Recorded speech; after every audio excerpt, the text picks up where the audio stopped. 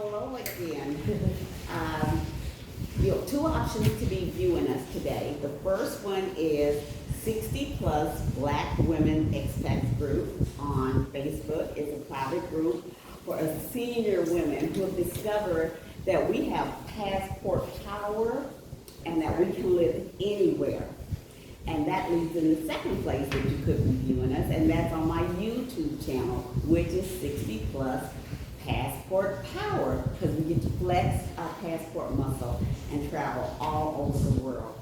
And today I have the distinct pleasure to interview one of those people who have made Puerto Vallarta, Mexico, her home. So without further ado, I will introduce Empress and let her take it from there. I'm so glad to be in your home today, your beautiful home. Oh, well, you are so welcome. I'm so glad that you found your way, despite the crazy Uber driver. Yeah, that was an adventure in itself, getting here today. It's an adventure. We have time to talk about it. I don't know where to begin. What do you want to know? Well, I saw her. She was being interviewed by Rocca on Puerto Vallarta Viewpoint, and I said, I have to interview this woman. First of all, she lives in Miss Maloya. Maloya. And I did a scuba diving photo shot in this area and know absolutely how breathtakingly beautiful it is. And the fact that she found a place in paradise. And then the interview was just so interesting. I was like, oh, I gotta get her on my channel because a third of the women in my group haven't made a move yet. And they have just decided that they're looking into it and they're at the early stages of, is it safe? Can I do this at my age? And I'm like, of course, we have people 70 and above and 80 who are doing it and haven't even settled yet. And it's like, it's not an age thing, it's a mindset. And I understand where they're coming from because even though I traveled throughout my career, when I became retired, I just was like the grandmother and like, oh, okay, I'm settled. And I ran across Stephanie Perry and Rashida Dove and Adelia Aberjay. I hope I'm Picky Girl Travels the World. And they were doing it, and I was like, well, I can do that too. That's right, you're never too old. And they were a younger group, and so I kept asking these questions that applied to, well, Social Security, I can still get my check abroad, and how is the medical system? And they're like, we're not there yet. We're digital nomads. Why don't you create your own group, Deborah? And that's what I did. And the group is less than about 4 months old, 5 months, just made 5 months old on the 13th. And we have almost 500 women. So I think I'm filling the void.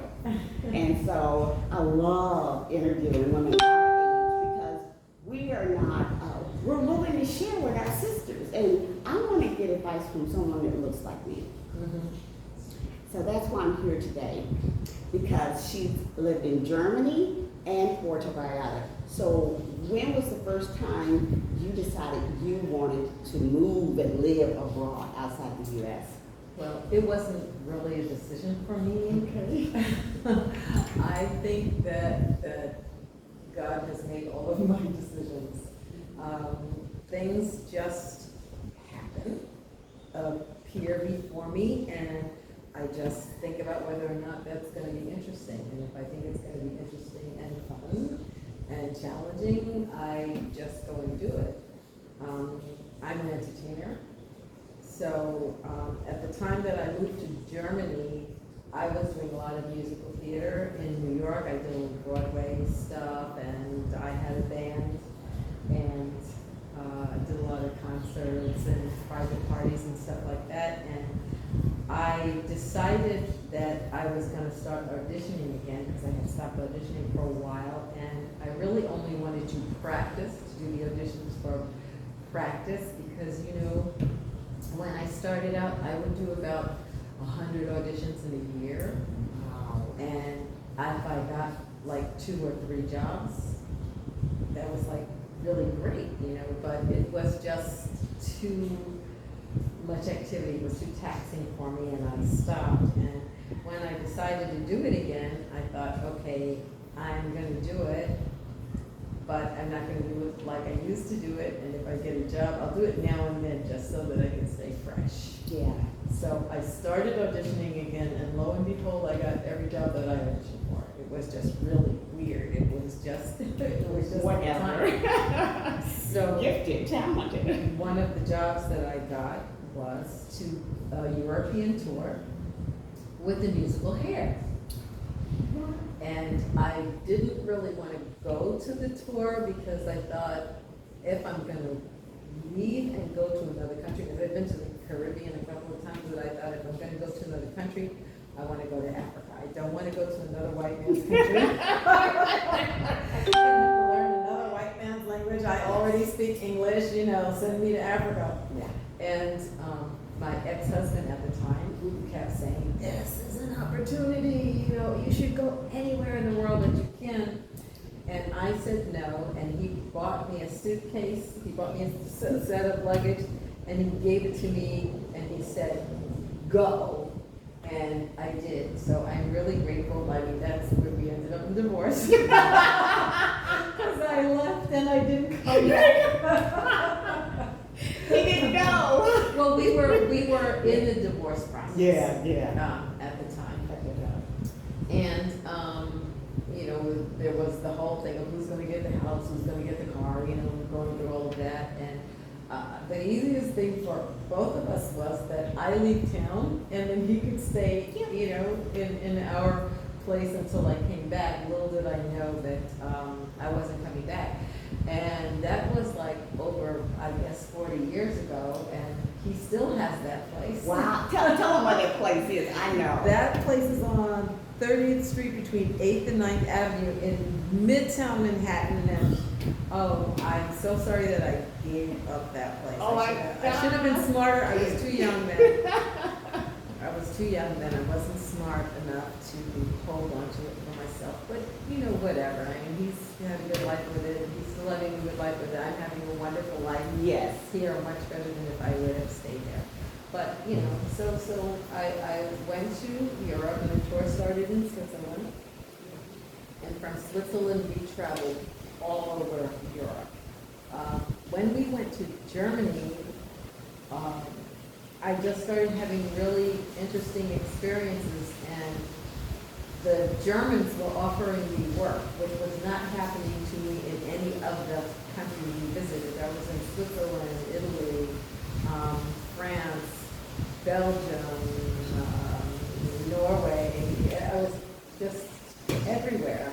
And everybody loved the shows that we were doing, but nobody said, why don't you come live here? And when I went to Germany, people would come up to me after the show and seek me out and say, oh, you know, you're really great, right? We have work for you here. And, you know, my career actually blossomed in Germany. So I was at a point in my career where I was in awe of everybody around me, because I've always had the good fortune of being around such incredibly talented people. So, you know, they always say, if you are the smartest one in the group, or if you're the richest one in the group, or if you're the best one in the group, and you're the wrong group, you know. But it wasn't like that for me, at least not in my mind. You know, I was just in awe of everybody and everything. And still, my best friends in Europe, most of my best friends, because I have a lot of best friends now, they are the people that I met on that first tour. And I'm still in awe of them, because they are so incredibly talented. When I'm around them, I still feel like I have to grow some more, because I'm not there yet. Well, you know, we're never satisfied with our own accomplishments. Yeah. I mean, Yeah, that's true. So I stayed in Germany. okay. Decided to stay in Germany, just go back and forth and visit with family in the States. And I built my career in Germany. And I have a wonderful following there, and people who love me, and all kinds of stories to tell. And my best friends, you know, are there. I literally grew up in Germany. I didn't get to Germany until I was 42 years old. Before you left New York. but I was so young. Naive, I yeah. was so naive and so inexperienced. Mhm. You know, my first husband, you know, that was really, really my first experience at living. I knew nothing. I knew nothing. So, as far as, you know, like being a private person, you know, having a sexual life, having a professional life, having friends. I came from a family that moved constantly. And that's, you have to read the book too. Oh, yeah, I was just gonna say, I hope all this is in a book, because I'm already. You have to read the book. What's the name of the You know, book? my family, well, I'm not sure. Are you writing it? Yeah, Yeah. I'm writing it, and, friends of mine have read, you know, certain parts of it, and because I started writing the book about my marriage to a German, the original title was, Oh, he was German. my second husband. Oh, your second name. Okay. Yeah, my original title was 20 Years with the Devil. Yeah. I had several other titles, and I did show all my friends these titles, and they said, that's the title. If you call it that, I'll buy the book. I'll buy the book. Call it 20 Years with the Devil. You know? So, you know, over the process of time that I'm writing this book, the story changes constantly, so maybe that's a title for a chapter and not a title for the book.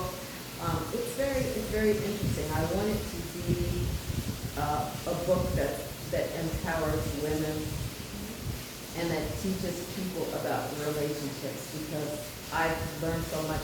I may not be able to tell you what to do, but I can tell you what not to do. There you go. Yes, I mean, and we learn so much from our mistakes. Yes. And I remember, I've been married twice and divorced twice. And I remember when I went to therapy the first time after the 25-year marriage. The first marriage was 25 years. And the woman said, don't waste that pain. And I was like, what? And she said, you have to see pain as a gift from God. Like, that angered me that she said that. But she said, he only allows pain to those who can handle it and learn from it. Don't waste that pain. Get the lesson so that you don't repeat it. Yeah. Hindsight being 2020, I learned the most from the deepest hurts in my life. I can believe that. I can believe that. I did therapy too with my second marriage because it was so awful. You know, it was good for the first, I guess,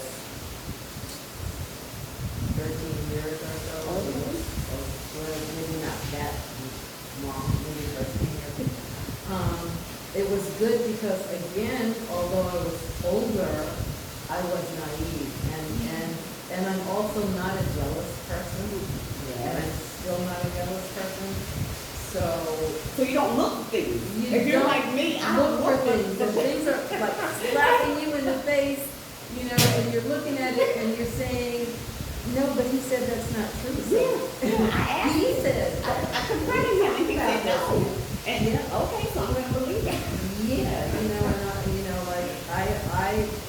I read something somewhere once where it talks about how many times the average person tells a lie every day. And I was like, although I was just reading it, I was kind of offended by it because I said, I don't lie, I don't, but we all do. The little one. We all do, and it may not really be a lie, but it may be an exaggeration, or it may be I don't want to hurt your putting a feelings. different twist on the story, you know, but not telling the story exactly like it is. So I had to understand not only that when I'm talking to someone who I expect to be honest with me, and they're not, that in some ways I'm not completely honest either, because during my relationship, when he was grazing in foreign pastures, there were all of these clues that it was happening, and I was questioning him about it, but I was lying to myself. Yeah. Because I would say, he's not that kind of a man. He would never do that. Yeah. I know, he wouldn't do Yeah. that to me, you know.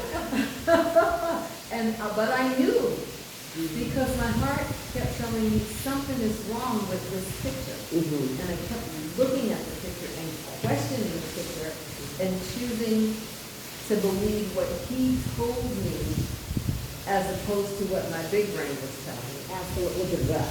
What my gut was telling me. So I learned through therapy, and I remember because she's like, oh, no, don't trust your thoughts because they're based on your frame of reference and the people you're talking and hanging with and stuff like that. She said, it's your gut. She's like, you don't even know how to feel your gut now. She said, it's your gut. tell you the Will truth. always tell you the truth. That used to be Oprah's thing. Trust your intuition, trust your gut. But I too was very naive, so I can relate to that. And I was married to a person who was serial grazing, like you said, grazing of the field. And I Serial was- grazing. yes, serial grazing. And I was totally ignorant. I was naive. And so I didn't see that. And I remember. But you didn't want to see it. That's the thing that we have to finally admit to it, because we don't see it in the beginning. We Yeah. don't see it I didn't see it for years. Yes. But when I saw it, I couldn't accept it. Yes. So I refused to believe it. Yeah, yeah. I can see myself in that. It was years before I saw it, and then it was a very young white woman that told me. And I remember it like it happened yesterday. I was a manager in a jewelry store, and she worked for me, and she said, everybody knows when a man is cheating, and I kind of faked it. Right.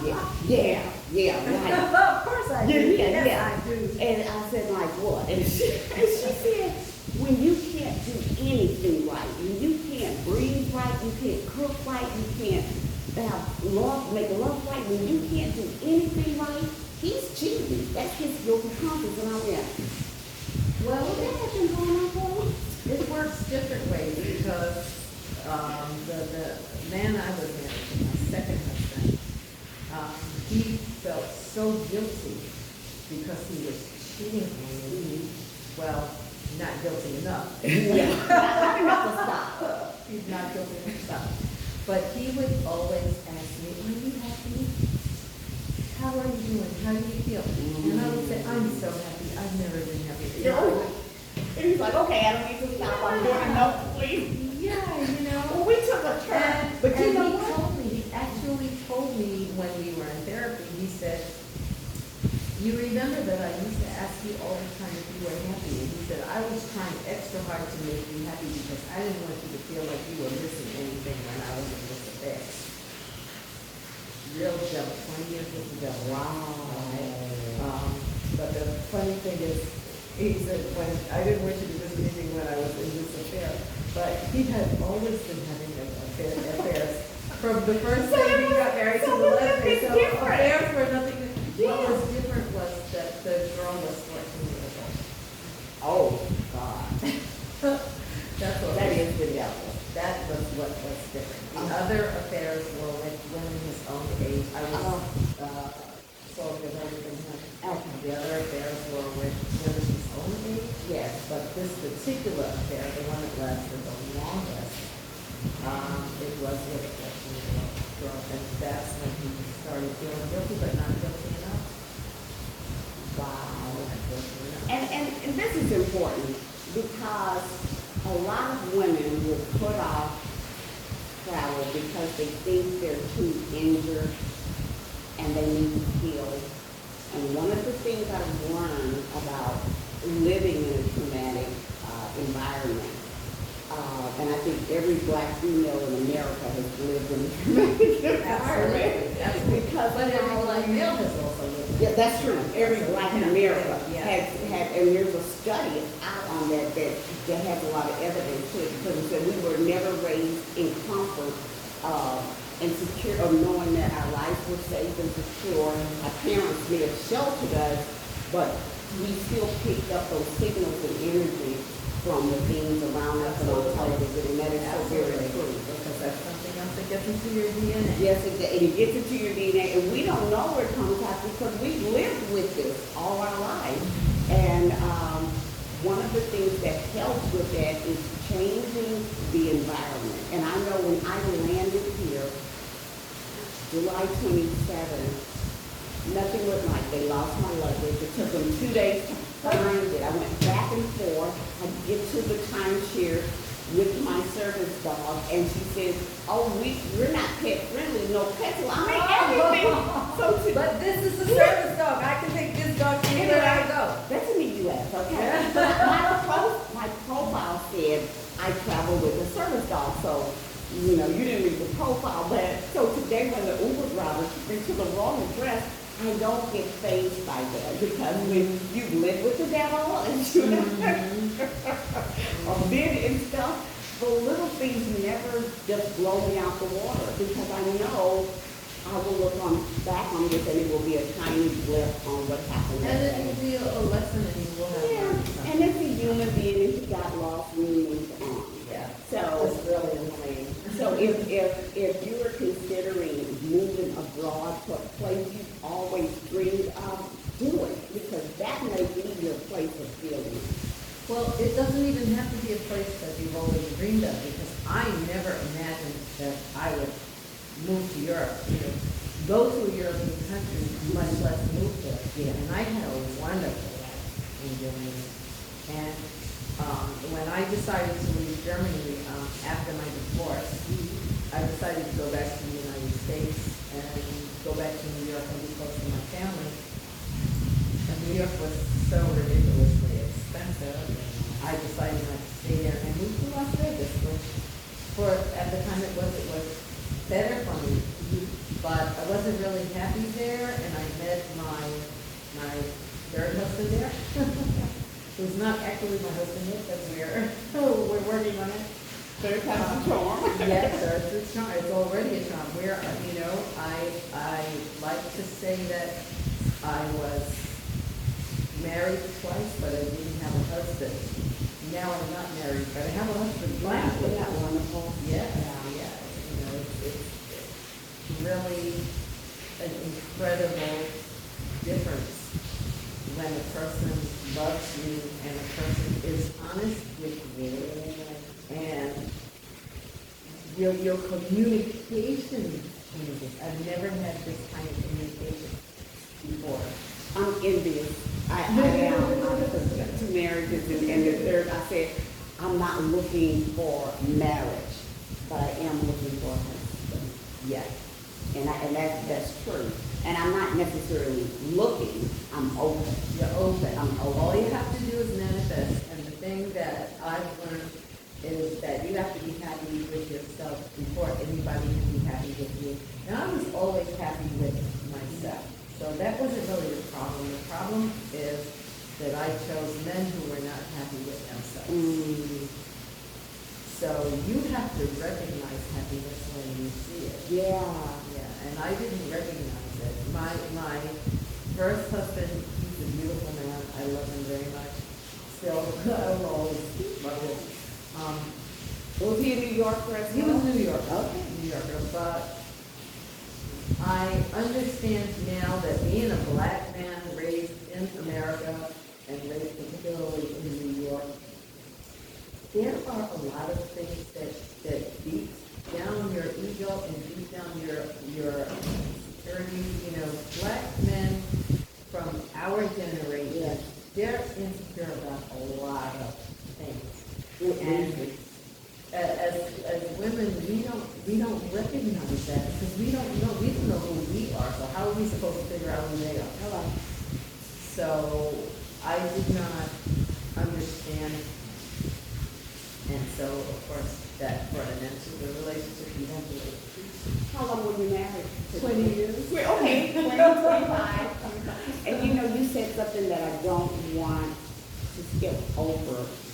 Because when people say say they were born and raised in New York City. We think they are just so savvy about life and everything, and you were saying how naive you were. Well, we're the same everywhere. Yes, we are. We're the same everywhere. Yes, we are the same. But from Texas, we think all those women that were born and raised in New York, they're savvy. You can't get anything past that. We don't know nothing more than you do. That's right. That's right. And what our mamas taught us. That's right. You know what your mama taught you. That's You right. don't know nothing more till you experience it, because also our parents don't talk to us about relationships. They don't. Relationships are taboo, especially sexual relationships. Absolutely. You know, my mom. How many siblings do you have? I have one brother. One brother, okay. My mom did not talk to me about sex until I was 12 years old, and the only reason she talked to me about it was because I got my period. Oh, I was gonna say, because they sent the note home from school, so they were gonna discuss it in biology. Yeah. That's where my mom No, was. no, I'm a little bit older than you. So Okay. When I got my period, my mom said, "You're a woman now, and now you can get pregnant." And I had no idea what she was talking That's about. it. Because she didn't go any further than that. Any further than that, she told me, you don't kiss a boy, you don't let a boy touch you, you know, you. So, when I was, I guess about 14 or 15, there was this guy in our neighborhood who was a good friend of my brother. Now, my brother was fine. My brother was fine. All the girls wanted to hang out with my brother. So, they would always try and get next to me. Oh, yeah, So of they would course. come with me out with me, and it took me a long time to figure that out, so that they could talk to my Yeah, brother. yeah, you were popular It because was- of your brother. It wasn't, and I wasn't really popular, you know, but, yeah. He was kind of my in, and then once they got to talk to him, they didn't talk to me anymore. It was a really terrible surprise. But anyway, so there was this guy who was a friend of my brother, and he wanted to date me. See, so it worked both ways. He was friends with your brother But to it get was to know the you. only time that it actually happened. So my brother said to me, well, you know, Gregory likes you, and, you know, he wants to date you. You know, what do you think? Do you like him? And I said, yeah, I guess so. Then my brother said, okay, I'll let you come over to the house. Because my parents were both working. So Yeah, they were oh, yeah, yeah. And so we used to go, like at 5:30 to the train station every day to meet my mother and walk her home from work. It was about 8 blocks to walk, and my mom used to buy us pizza and hot dogs on the way home to get something to eat before we went to dinner. And so he arranged that Gregory would meet us every day and walk, and we would hold hands on the way to the train station. And then when my mother got off the train, we would pretend that Gregory was with my brother. Yeah. And we would walk home. So one day, when Gregory came to meet us to go to meet my mother, he kissed me. Oh, wow. And he put his tongue in my mouth. Oh, Lord. And I was That's it, I'm pregnant. total panic. I was totally panicked.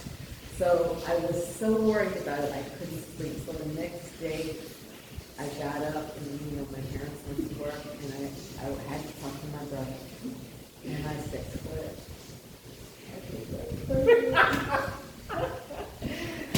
He got so mad, he was so upset. He said, "How did you get pregnant? How did that happen?" And I was like at the point in tears, and I was like, he stuck his tongue in my mouth. And my brother said, "Yeah, and That's it. and I'm like, that's what he did. That's what he did." My brother was so mad at me. Because he was going to kill his best friend, okay? You're not pregnant, you dummy. When I found out how children were, my mother set me down when I came home with the note in a sealed envelope, mind you, that they were going to have the discussion in biology, and was she going to allow me? Because parents could check no, then I'm out. Well, my mother, who wasn't going to talk about anything, checked yes, because, ooh, that took a load off of her. And when I got home, she said, did you understand everything? And I said, that was it. And she said, same thing, he said, don't let a boy touch you. Because I still didn't understand. They just said about recycle. They didn't say anything about conception. And so I didn't know what touch meant, you know. So it was like, okay. But I knew not to ask her because the look on her face was like, that's it, that's all I'm talking about. So, And that has been so detrimental to us for ages. You know, we're already suffering from the historical syndromes, yes, you know, from the Lily Lynch syndrome, Yes. from all of those different slave Yes. drivers Yes. who beat us into submission. yes, and we bore their children and they were pregnant For their children, and we yeah. couldn't speak our And language, she was what, and play our 14? music, 14 years and, old? and worship our own gods, you know. So we have already been deprived of our entire humanity. So we can't even blame this on our parents. No, You know, no. it really upsets me when I see kids that are into crime or into drugs and that are doing different things, and people criticize them and blame them and say they belong in jail, and so what, they die in it because they had a choice. It is absolutely true that you have choices, but you have to know that you have choices, and you have to know what those choices are. And if there's nobody teaching you, chances are that you're not gonna find out. No, the Then choice you was may made die for you. before you That's find right. out. When I learned that they built prisons based on the minority census when the young boys were third grade, a third grader, Yeah. based on the number of black kids and black males in the third grade, that's how you knew you were going to, you had already determined this child was going to be put in prison. Yeah. Because that was that was slavery, that's the free labor. Because That's once the I free got them labor. up, That's I the could free now make labor. them participate in industrial manufacturing and not pay them. Because the Constitution still That's right, it says still says that. that slavery can only exist in prison. That's right. It And it still still says reads that, like and that's that why to we're this still day. going to jail. That's right, because they need workers. They need free labor. They need free labor. And they wrote the laws that the difference between crack and cocaine, regular heroin and cocaine. It was like, it's the same. It's an addictive drug, and it's killing us. Yeah, but they knew we more likely to do the cheaper version of it, and so therefore Well, we that's make why they that. put it into our That's hands. right, that's right. Oh my God. So I tell black women who are hesitant, who want to move, because I never try to convince anybody, you have to want to do the exploration yourself. But when they do have a desire to move outside the grid and expand their frame of reference, I tell them, you know, America, yes, I love America and for everything it's given me, but I also know all the things it did to me. Nothing has been given you. And that's right, that I earned, Nothing. that's right, that I earned, but I'm not naive to know this is not where my ancestors were born. This is not my homeland. I say, so you of all people will find comfort in traveling because you will find a different culture and frame of reference and how they relate to you. Well, And I you know- think you have to go outside the U.S. to experience that. A different I way of think life. it's a great experience, and I think it's really, really important. It is important, right? But I think if you can't wrap your head around traveling and getting out of the United States, I think what you need to focus on is being free. Yes. Because if you can focus on being free first, the traveling is going to come naturally. But we are not free in our minds. You know, Minister Louis Farrakhan used to talk about having the chains on your brain. Yeah. You know, and we have generations of people who are chain breaking. And that's what we're taught in school. We're taught this is we taught the U.S. is the greatest country on earth, it's the most civilized country on earth. Well, they blew all that out of the water the last 4 years. They blew all that civilization and treat your citizens with respect. I mean, every country that thought that was America saw what America really was Yeah. and how they really treated their citizens, their dark skin, the black citizens. And we ain't seen nothing And yet. we ain't seen nothing. It's still coming. It's still coming. It's still coming. It's still We coming. have touched the tip of the iceberg. Yeah. So although, And I have a sense of urgency in telling people whether you ever move and live outside the U.S., you need to get a passport. yes, So you have options. yes. And I know so many people, I have so many friends and family members who do not have passports and don't take us seriously. And so now I say, well, you can't visit me in Mexico, you couldn't visit me in Germany, and now you can't visit me in Mexico. So you need to get a passport. And some people are even unaware. They say, well, we can go to Mexico, we don't need a passport. No, you need a passport now. There was a point in time when you could travel to Canada and Mexico without a passport. That is no longer the case. That's not been the case in years. If you leave the U.S. border by land or air or water, you need a passport. And the process right now has been slowed down. I renewed mine in March and April. Yeah. And mine came back really fast. It came back in 5 weeks. Now, it took it 4 weeks to get 30 miles from where I live, okay? That's because of the guy that's in charge of the post office, okay? But once it arrived there and I got the return receipt, it came 5 weeks later. And now I understand it's really slowed down. But no matter how slow it is, you start that process. You need to go ahead and do it. Yeah. You need to go ahead and do it. Yeah. Living in other cultures is such an eye-opening experience. And being treated as human beings in other countries is also a different experience. You know, when I was in Germany, I had a lot of interesting experiences which I enjoyed. The one thing that I didn't enjoy, what's difficult to enjoy when you are unique or you are exotic, is that you become the center of attention everywhere you go, and people want to touch your hair, and people want to touch your skin. You know, oh, black skin, it's so beautiful. Get your hands out of it. Yes. You know, so you do go through that. I mean, when I first started going through that, it was a shock. Mm-hmm. So I just held my breath and I let people touch me. But when I realized that this was going to happen for the whole time I was in Germany, I started reacting with my gut. And I'm like, no, keep your distance. You know, I had dreadlocks too for a long time. And I once had a woman who tried to cut my hair. She wanted to have a piece of my hair.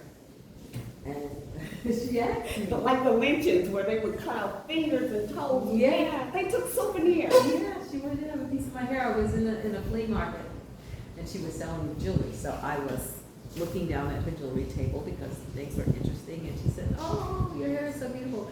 And when she reached out to touch me, I just pulled back far enough that she couldn't touch me. And she said, can I have a piece of your hair? And I looked at her and I laughed. And I said, no, you cannot have a piece of my hair. And I thought that was it. So I'm looking down at the jewelry, and I keep looking at the table because she had some really interesting stuff. And all of a sudden I feel behind me because I have these long Oh my dreads. gosh, she's gonna And I try to felt- get it anyway. And I turned and she had my hair in her hand and she had a scissor.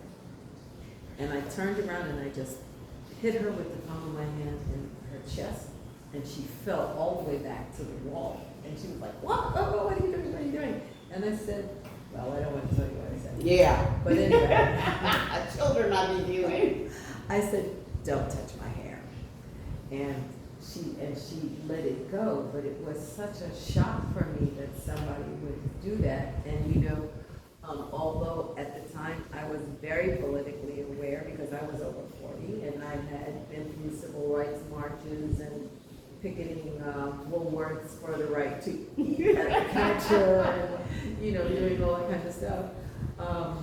I still wasn't shocked when that happened to me, but because I was in Europe, you know. And you always hear so many things about how well black people treated in Europe, and we are. Yeah, it's different, yeah. Yeah, so I was quite shocked, but as I traveled through Europe and I had different gigs, different places, I found that foreigners who came from other countries to visit Europe would do the same kinds of things to me. So I always had to deal with it, and eventually in the community where I lived for 23 years, it kind of stopped happening. I mean, it still happens, Yeah. but not like it did, 30 years ago. So it's better. But when you live in a foreign country, you are exotic. Yeah. And even here in Mexico, which I consider to be a non-white country, if not a black country. Yeah, it's definitely brown. Yeah, you're still exotic, and people want to get to know you, but people are not so aggressive and, what word would I use? Privileged. So they will not touch you. Yes. They will not touch you. They will not ask you about your hair. They will tell you that you look beautiful. They will tell you they like your hair, but they won't ask you stupid questions like, do you wash it? When I had dreadlocks, I can't tell you how many times people said, oh, well, I heard in order to lock your hair, you can't wash it. Do you wash it? And I'm like, yes, I go into the forest, I dig a hole, I stick my head in it, and then I rub it with dirt, and that's how I get my locks. Yeah. And bam, come on. And people would go, really? And I'm like, oh my gosh. Oh yeah. So we experience things on all levels, with traveling, and then there's also that syndrome where certain places where you go, and especially with white women, they don't like themselves, so they don't like their men. And when I was dating this white man who I eventually married, they were like, why would you marry a German? You need a black man. I'm looking for a black man. There's little German girls out. I'm looking for a black man. I want to be married to a black man, Yeah, okay, you can stay with him until you find something better, I'm like, oh my God. It was just, so you have all kinds of experiences. The damage that has been done to us is so deep. It is so deep. And I would not only say that I don't believe that it will ever be healed in my lifetime, I don't think that it will be healed in the lifetime of the planet, because it is too deep. And it exists In America, and they don't want it to change.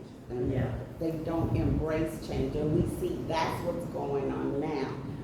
They refuse to embrace any kind of change. They want things the old way. Because our history is built on this. Yes, and I always say, history belongs to he who wrote the history. It's his story. It's not the true story. It's his story. Absolutely. And the white male wrote that story, and he wrote it to be the hero.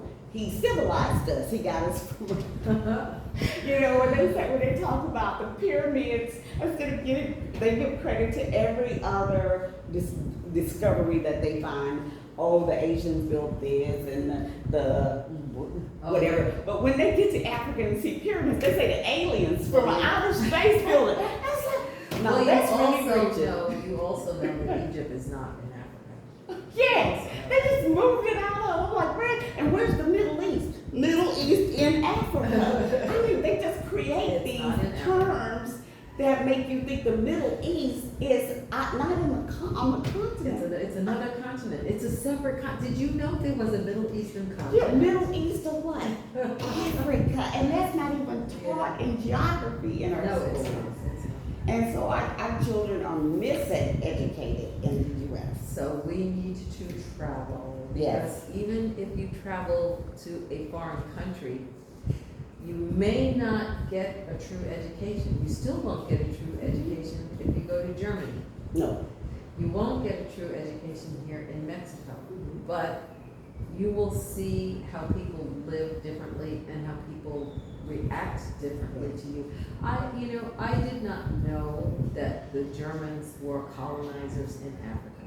Wow. I did not learn that until I moved to Germany. And it's not because they teach that history to their people and to their children. It's because every city has some African country that they support and that they sponsor. Wow. So I got involved in my city with a group of people from Tanzania, Mhm. and because they had all of these activities, these cultural activities, and I'm like, wow. Yeah. Come to find out that the Germans colonized Tanzania. When I went to Tanzania, I saw German institutions and monuments and stuff. But they have a conscience about what they did. Well, I guess the whole history of Hitler has forced them to have a conscience about a lot of things. Yes.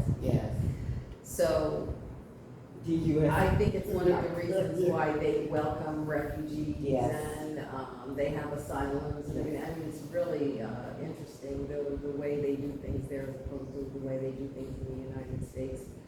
And so it's very interesting, and it's interesting how differently they treat you as a Black person when you're in a European country. And how they treat one another too. I mean, that's another reason why I think people should travel outside the U.S. I had the opportunity to take my middle daughter and her husband with us. We used to run marathons, me and my ex-husband, my last husband, and we were running the French Riviera marathon between Cannes and Nice. Mhm. And I remember when we first got there, we were so angry because the grocery stores closed at 9 o'clock. And they closed in the middle of the day. And we were like, oh, we hate this. Well, we You were gotta get there. used to that schedule. Yeah. We were there for 2 or 3 weeks and we hated to come home. By the end of that, we saw how they closed up to be with their families. Mhm. You know, they closed early to go home. They didn't need that late night dollar, that midnight. You know, it was all about making the money to enjoy our families. Where in America, we make money to make money to make money to make money to appear to be up with the Joneses or something.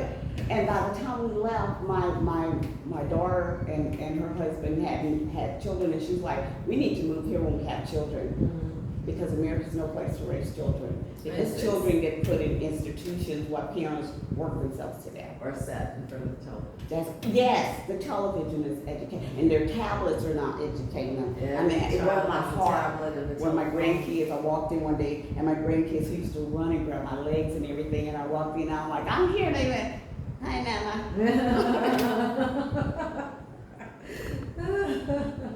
It's over. They're by smart kids, because they took those tablets and they only let them have a certain period of time. It's like, no, that is not Put it. it down. Put it down. Put it down. Put it down. Yeah. So Puerto Vallarta, and I'm glad that you were in a relationship did you meet him here in Puerto Vallarta? In Las Vegas. In Las Vegas, okay, because a lot of women are single and a lot of are solo travel, and I wanted to see how, would you still have moved to Puerto Vallarta alone? Probably. Okay. Probably. I mean, when I moved to Germany, I did not consider how difficult it would be for me to find a relationship. Oh. When I moved to Germany, there were a lot of Black American men there because there were veterans Mm-hmm. who decided to stay in Germany because the life was better. Yes. They had gone back home to the United States, and you know how How they were soldiers were treated when they came back to the United States. So a lot of them either went back to Germany after the war or after their service. Yeah, their term, yeah. My daughter was in the Air Force and she loved Germany. That was Yeah. her last station before she came home. So they stayed there, but they married German women. Mm-hmm. One of the reasons why, of course, is because it was easier to nationalize by marrying German women. But another reason was that they were of course, we are exotic, so they were in demand. Oh, yes.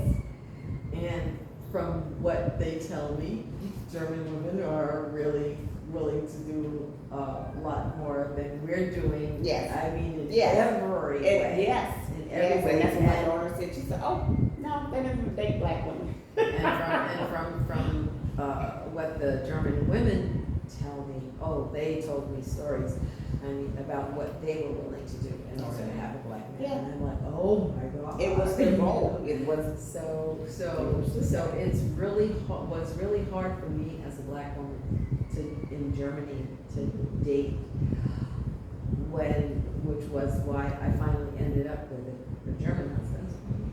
And black men were not interested in me. The African black men that were there weren't interested in me. Okay. But I couldn't really help them because they wanted German citizenship. And I was an American living in Germany, so I was never able to get into a real relationship. So they had a purpose. They had a purpose. Purposeful They had a dating, purpose, but they did, they pursued me, there was some possibilities. But those who pursued me, they pursued me with a goal that I would return to the United States because they wanted to come to the US. And at that time, you could not convince me that I would ever go back to the United States. You could not convince me. So when they knew that I was not going to the United States, it was easier for them to get involved with the German woman because I was trying to get my German citizenship. And they were trying to get the same thing. They were Either trying to Germany get or the something, US. you Yeah. know. Yeah. So those, I never got into a relationship with anybody because everything was too clear for me that for whatever reason it was not going to work out. And I started dating German men, which was really a trip because it's really hard to be exotic in a foreign land because everybody wants to taste the honey. Yeah. Nobody And they wants- all have this persona. Just like white women have the persona of the black man, white men all over the world have the persona of the black female. And they just want to taste the honey. So you have to be so careful, and it's so difficult. It was difficult for me in Germany, but I finally found someone who I thought, and it was 20 years with the devil. and such is life. You survived it. Yeah, I You survived it. I Now survived it. Now you're here. Yeah, now I'm here.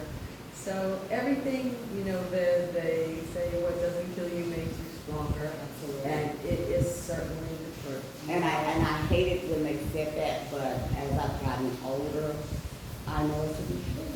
It's true. It's true. And I'm really happy about that. And I'm really happy that I came here to Puerto Vallarta. I guess I should, he's my domestic partner, but we consider ourselves to be married. We are married in the eyes of God. There's an argument that I have with many people who say, you don't have a license, you're not married, you're living in sin. No, don't tell me about living in sin. Yeah. Living in sin is being married to a man that you don't love. That's right. That you married because he can take care of you. Yeah. That you married because you've got children by somebody else and you need a father for your children. Or, there's a million reasons why you can marry someone. But if that reason is not that you love each other and that you really want to manifest a wonderful future together with someone, then you are living in sin. Can't no piece of paper tell me that you ain't living in sin. That's it. So you just, and people are just so judgmental. But you have to do what's right for you because they're not the way. Exactly. So I've had this conversation with several members of my family. I want to say generation. Who ask me, every now and then, so when are you getting married? And I'm like, I am married. Well, when did I that am in happen? a spiritually committed relationship. Yeah, when did get married? And I say on December 13th, when we decided to consummate, December 13th, 2015, when we decided to consummate. Everybody. Yeah, but you don't have a license. And I'm like, but I have a marriage.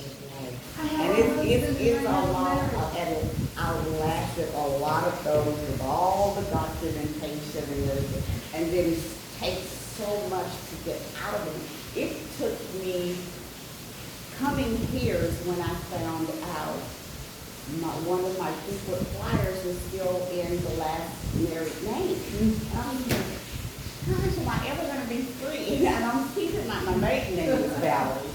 And I'm like, I'm never changing his name again. It's too hard to get it back.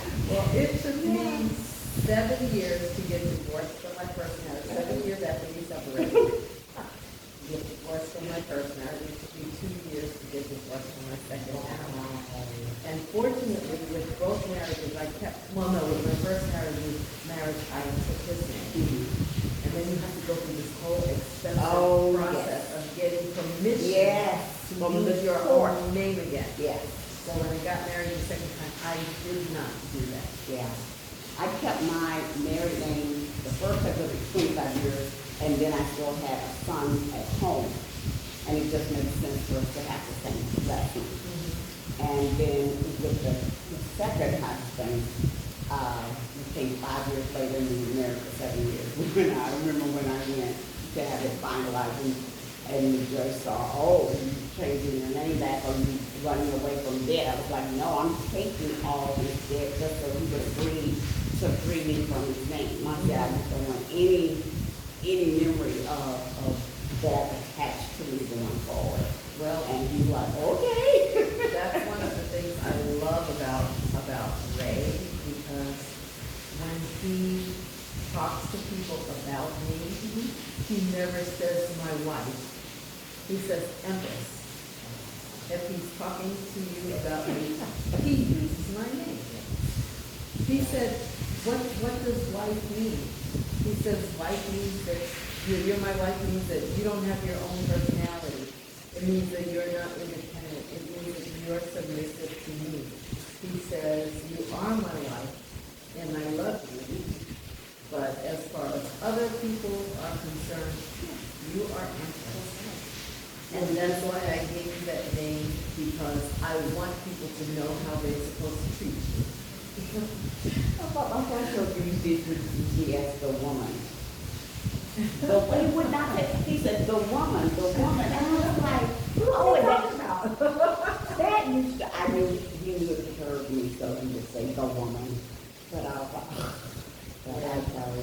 Well, we've lived through so many experiences, but you know, when you go to a foreign country, getting back to that, and you're a single woman, you have to be ready to be open to everything. But more important than anything else is you have to love yourself and you have to be happy with yourself. So I hear that, look right into it, You have to love yourself and you have to be happy with yourself, because if you don't love yourself, you're not happy with yourself, nobody is going to love you. I met Ray. When I met Ray, I was really at a point in my life where I didn't want to be with anybody. I had been with somebody twice. And I realized that my happiness, although I thought I was happy with myself and I thought I loved myself, my happiness was, my relationship was entangled in that. So that if something didn't go right with my relationship, it affected my whole life. And of course, I'm 71 years old now. It took me a long time to learn that your relationship with another person cannot determine whether or not you are happy with your life or how much you love yourself. That has got to be your first priority. When I got happy, and when I recognized who I am. I didn't meet him till I was over 60 years old when I met him. When I recognized who I am and I got happy with myself, I was just not interested in being with anybody. Although I did do online dating, that's another story. It's a whole other, oh, wow, we can make a whole video of that. That's another story. But when I got happy with myself and I started to love myself as I am, I was not interested in anybody else, and I wasn't trying to be with anybody else.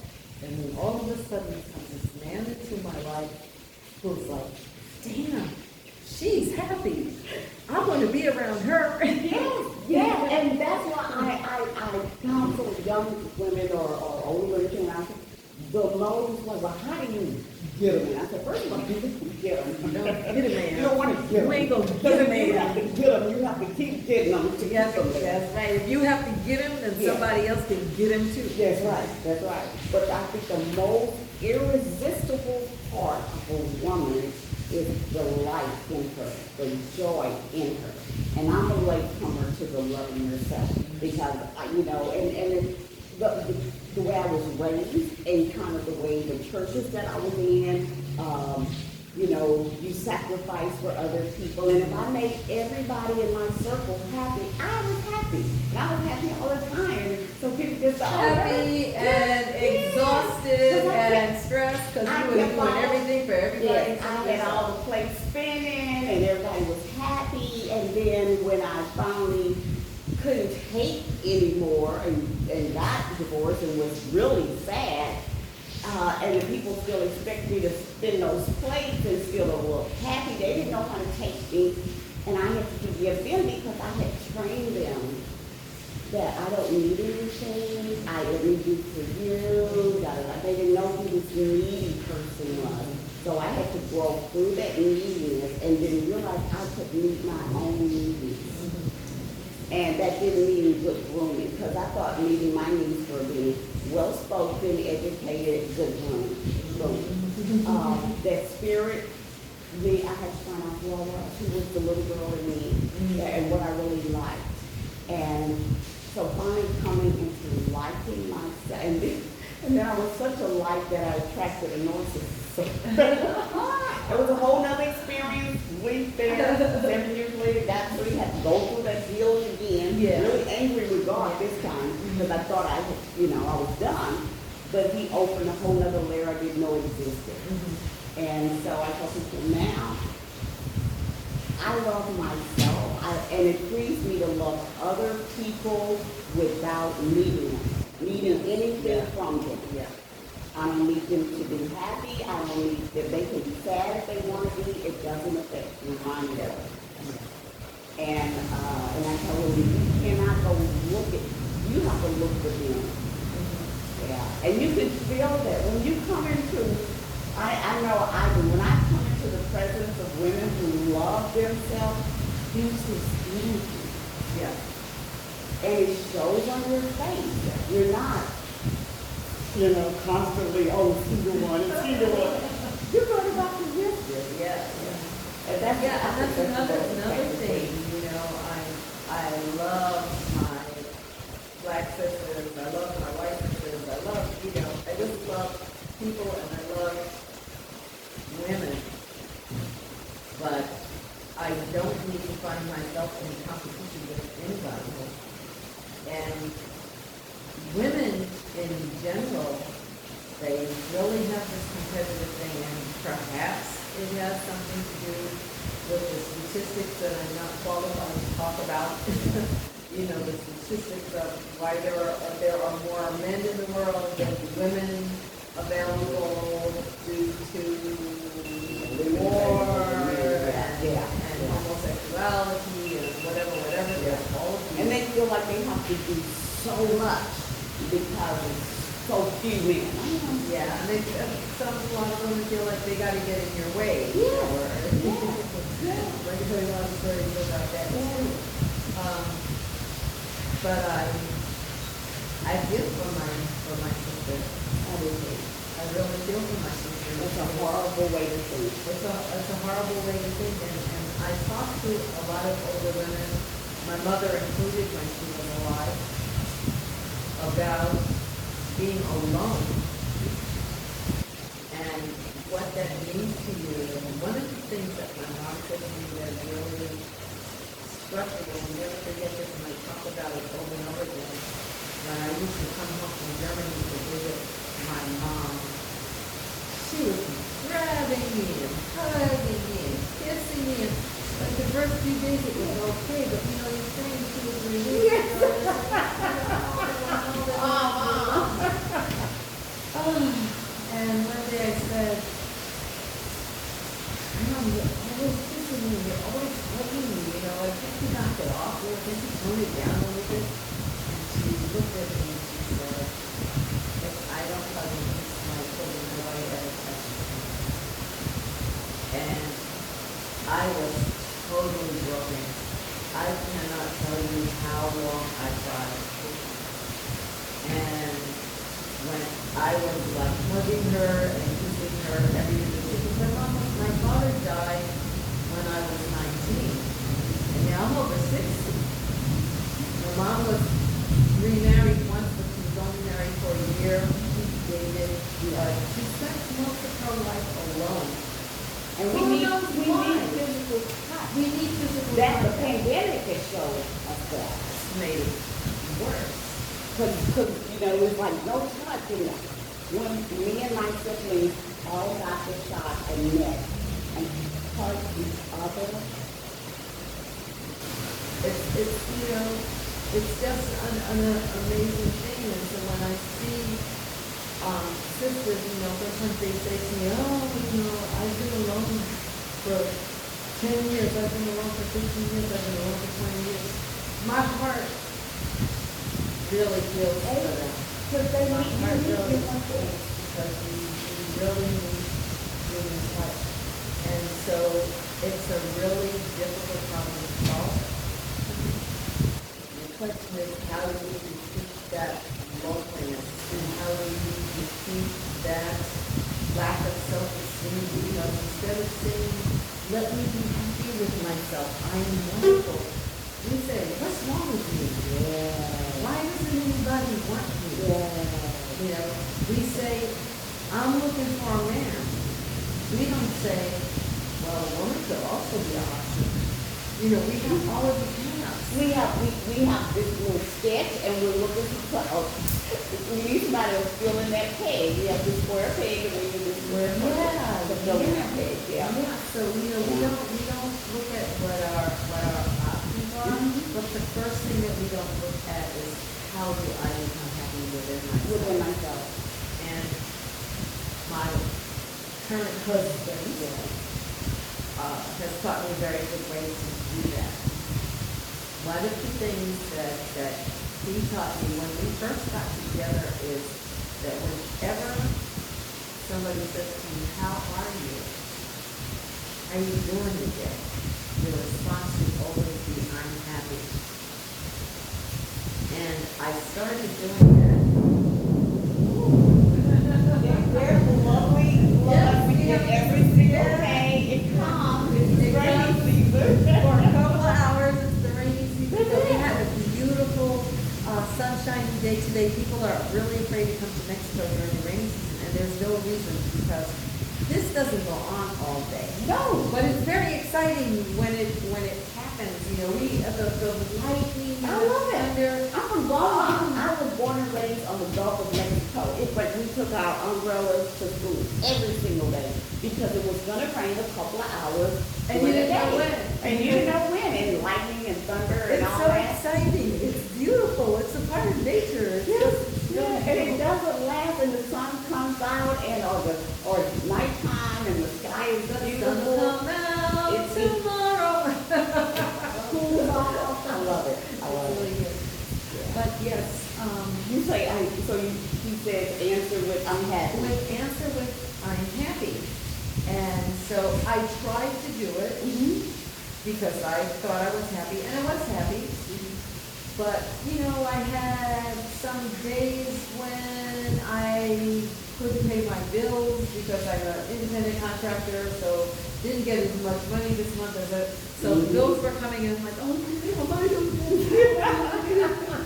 You know, and so he would say, how are you doing today? Or somebody would have to say, how are you doing today? And I go, well, I'm a little bit stressed because I don't have money, but, you know, and he would like, no, you say I'm happy. Even if you don't believe it, fake it till you make it. You say I'm happy because the universe gives you, the universe is listening, and the universe gives you what you ask for. The universe doesn't understand that you've got all of these things going on in your head.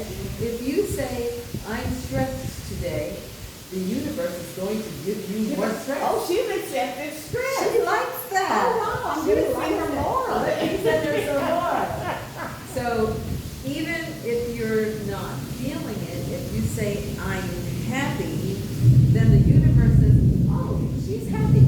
Let me send her some more of that. And so you get more of that.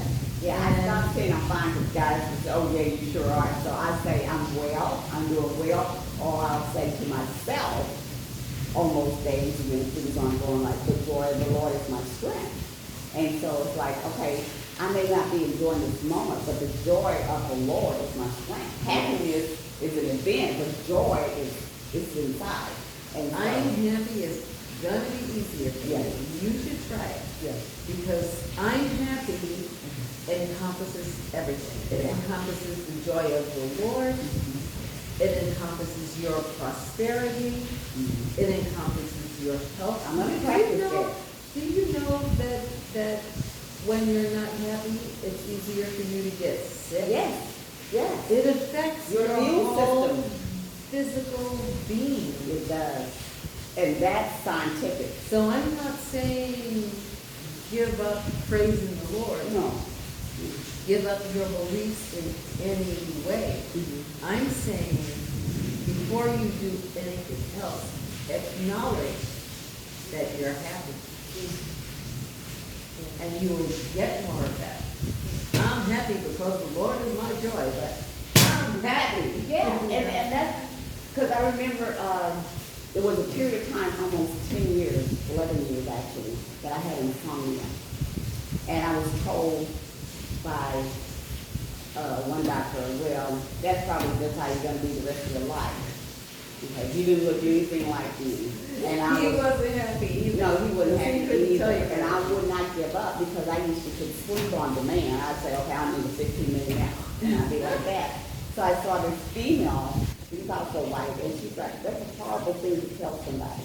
Especially when this has only been the last 10 years of your life. And I was in my late 50s then.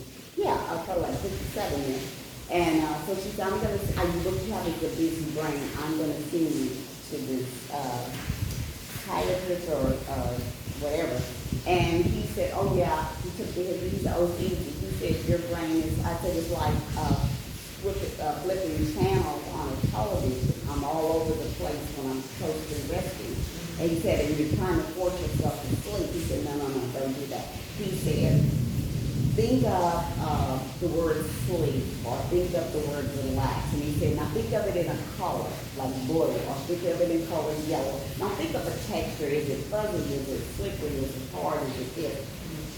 And I was sleeping 15 minutes or less because I told my brain, let's go down this path. Yeah.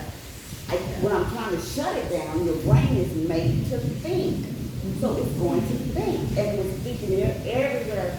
But when I was telling it, oh, let's think of this, and now let's enhance this, and let's enhance this, and because it was so monotonous, I was sleeping. Yeah.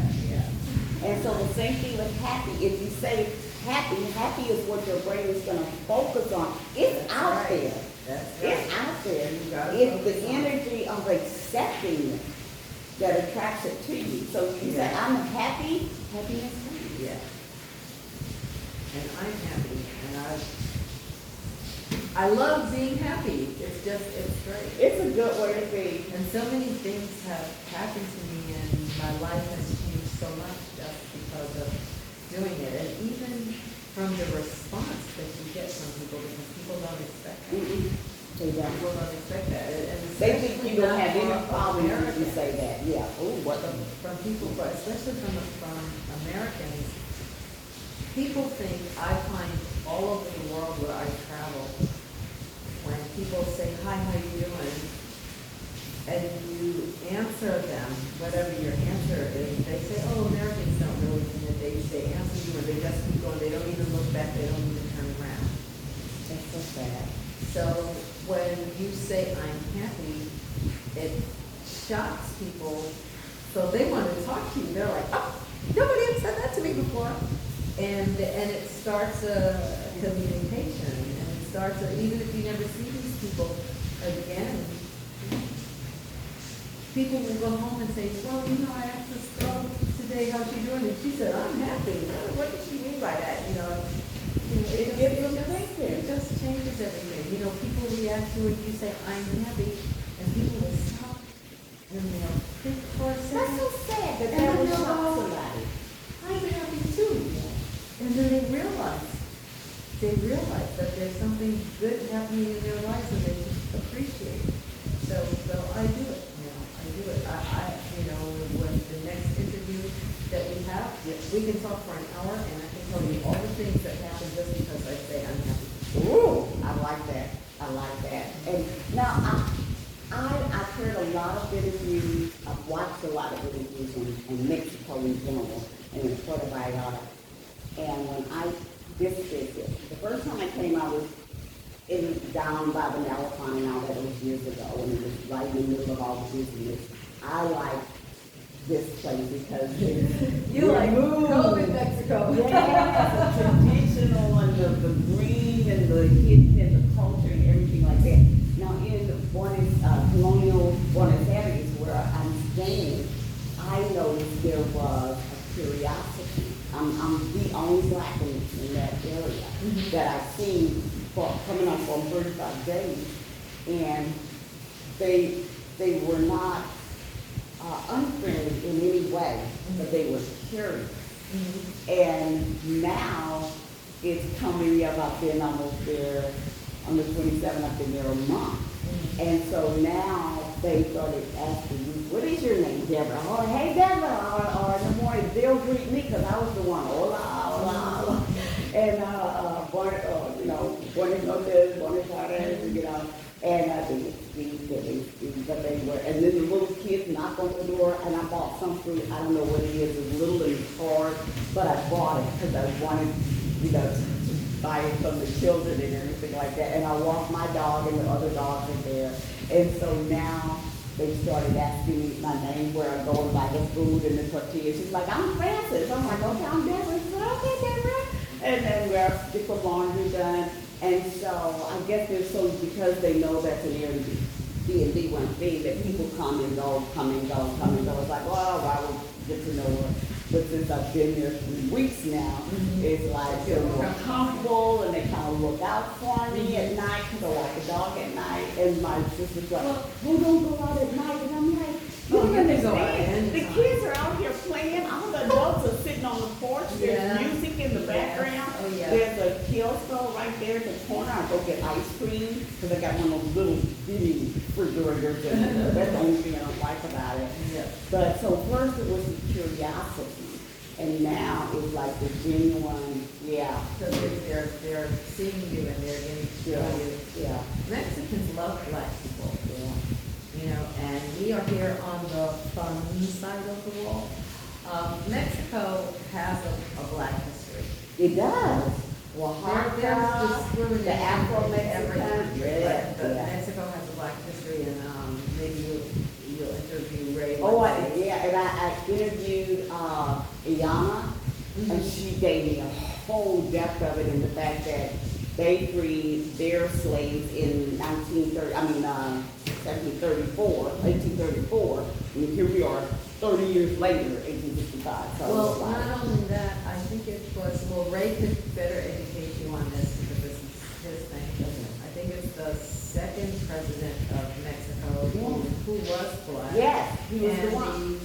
in the United States, after slavery was abolished, Yeah.